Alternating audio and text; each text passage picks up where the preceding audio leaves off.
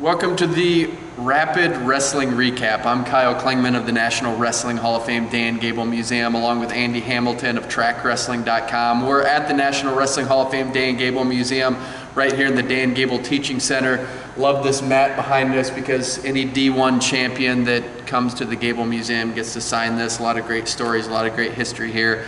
A lot of great history is going to be made here soon at the NCAA Championships, but we end the dual meet season. The dual meet of the weekend was Ohio State handling North Carolina State. Big win there for Ohio State, but a surprising loss at 197 again for Ohio State with Colin Moore. Yeah, he just hasn't quite looked like the Colin Moore that we saw the first year and a half. A guy that wrestles a really high pace, fires off a ton of attacks, wrestles with a lot of energy, and that was one of the things that Nick Corey, one of our contributors at Track Wrestling, was in Raleigh yesterday for that dual meet and got a chance to talk with Tom Ryan afterward. And the word that Tom Ryan used was stumped right now about what's going on with Colin Moore.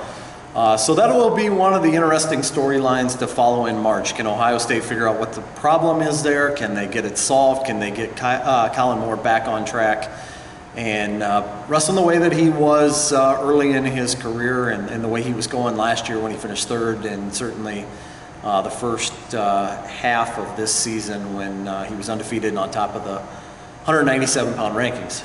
Interesting with Ohio State, they came in with three returning NCAA champions, one being Colin Moore, where you almost say that he was a lock. At least he finished third, not returning champ. But well, you had three returning champs and Tomasello, so maybe I misspoke there, but he finished third, and then you had three returning champs in Miles Martin, Tomasello, and Kyle Snyder. I would just say Colin Moore was one of those guys that I would consider a lock to win the NCAA championships at 197, at least going into the season. That's no longer, and I'm not sure that Ohio State even has a lock right now with any of the weights. Tomasello never was, Miles Martin never was, but at least you thought that there was some progress being made with Tomasello, and that weight class is loaded right now and it's wide open.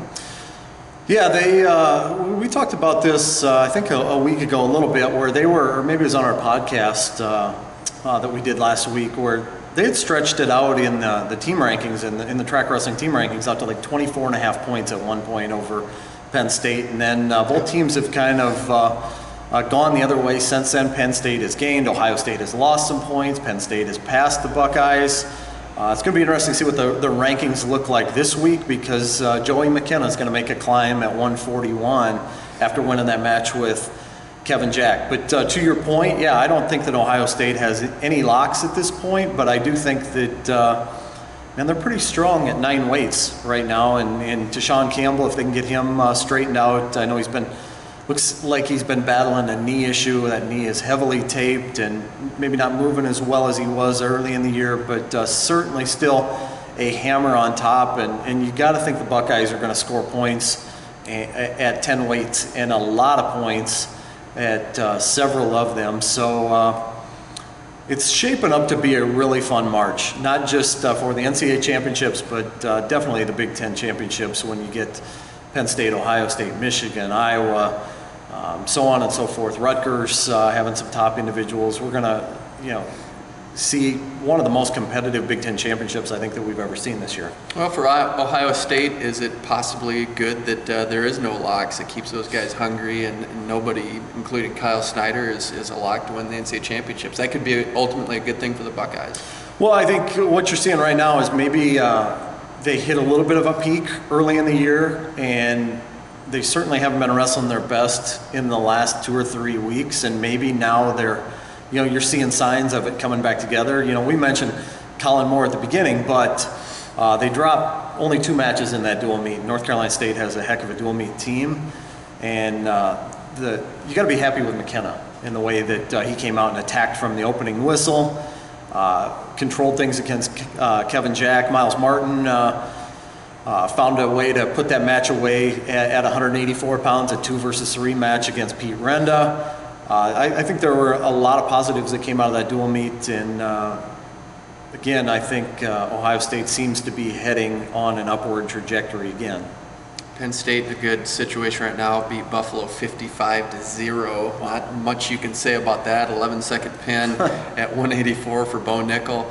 they're right where they need to be. They're looking good going into the Big Ten tournament. But as we talk about Ohio State and Penn State battling it out, we have to remember that Ohio State won the Big Tens last year, so they're the defending champions there. And really, like you say, anything can happen at that tournament, and it's a lot of fun to watch that because it is really a mini NCAA championships. It's fun that we're at a point now where everything's not a foregone conclusion, right? I mean, how many times have we come into the Big Ten championships or NCAA championships in the last 15, 20 years, and it's just kind of been a formality who's going to win, and where teams slot after that 2 through 5, 6, 7 is the most compelling part of the team race. But we're at a point now where I think Ohio State obviously caught fire last year in the Big Ten championships, and that was such an interesting and fascinating storyline. And then you fast forward a week and a half later, and when Nick Suriano was ruled out, it sure seemed to me like, man, this is going to be a hard tournament for Penn State to win. And then the Nittany Lions caught fire on Friday and Saturday and ran away with the thing, 5 champs, and man, the thing was over Friday night. Missouri remains undefeated across the board there in the MAC. They wrestled Northern Iowa, kind of a turning of the tables. Last year, Northern Iowa won 25-10. This year it was 23-9. They did it at Northern Iowa last year. Northern Iowa did it at Missouri. Missouri just won all the matchups that were toss-ups.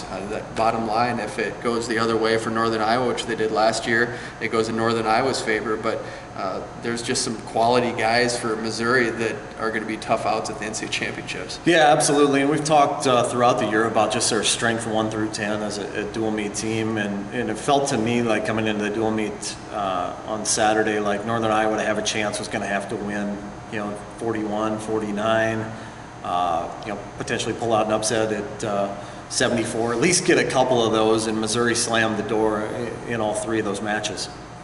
Iowa versus Iowa State, it was once the rivalry in wrestling, just like Oklahoma State versus Oklahoma. We talked about that last week a little bit, but Iowa State's still worth talking about because it has 2 powerhouse schools. Traditionally, Iowa handles it. The 6 points that you see in Iowa State's score, the final score is 35-6, was because of a forfeit at 197. Other than that, Iowa just slammed the door, even picked up a win at 133.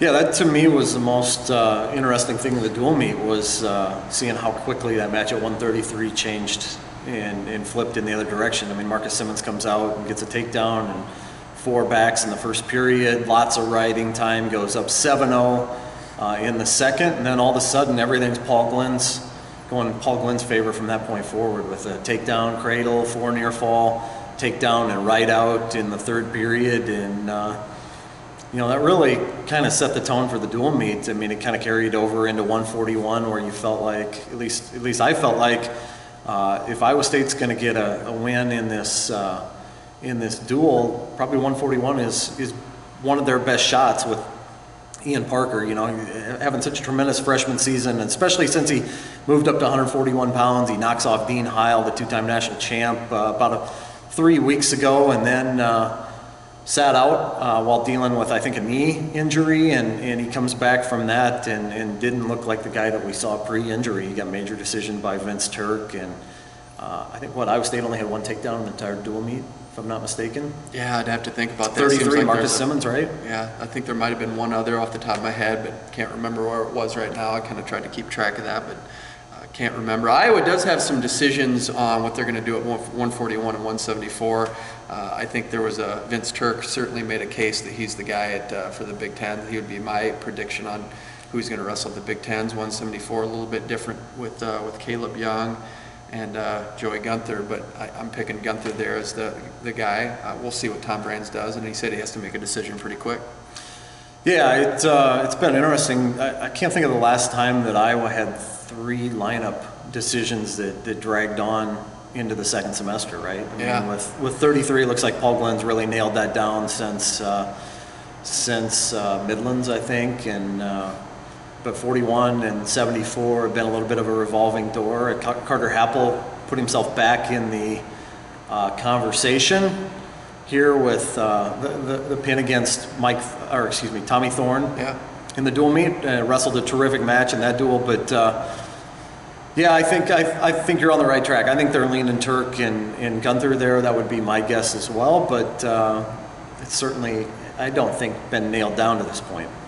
Final thing we'll talk about, Pac-12s is always a week before the other conference tournaments. You're going to be out of the Pac-12s. Really, Arizona State's to win at this point with Valencia, who we forgot to mention on our podcast, is one of the most exciting wrestlers. But it's going to be fun to see what Arizona State can do and just how big of a gap they can have over the other 4 teams. Yeah, and I think one of the things that's going to be really fascinating to watch, one of the storylines to watch in the months to come is what happens with the Pac-12 conference. I mean, trying to regain some stability out there. Every time that a program has dropped out west, you just wonder about the ripple effect of what it means for the other teams out there, travel budgets and such. Can the leaders in that conference find some solutions to really shore things up and stabilize things in the future? That's something to keep an eye on, but to your point, really feels like Arizona State going into this thing is the prohibitive favorite.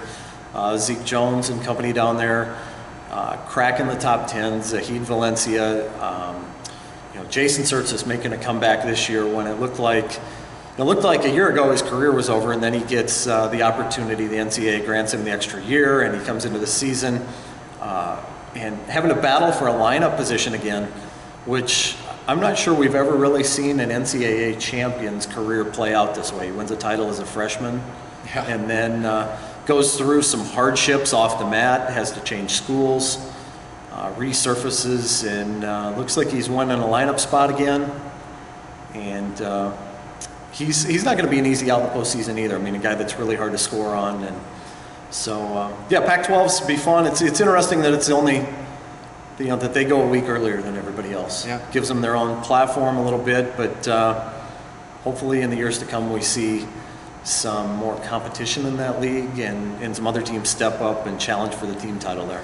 Looks like we got a comment here. 1 takedown. Andy is right. So you were right about the 1 takedown. So I don't know where I came up with it. So appreciate you chiming in on that. And anyone that comes by the Gable Museum gets to sign this wall back here, this mat by Resolite. So provided you've won a D1 national title. D1, yeah, it can't be D2 or D3, but some great. Or you or me. Yeah, we can't sign it, but we can have it here and appreciate all the guys that win it. It's been fun to have another edition of the Rapid Wrestling Recap. For Andy Hamilton, I'm Kyle Klingman. Thanks for tuning in.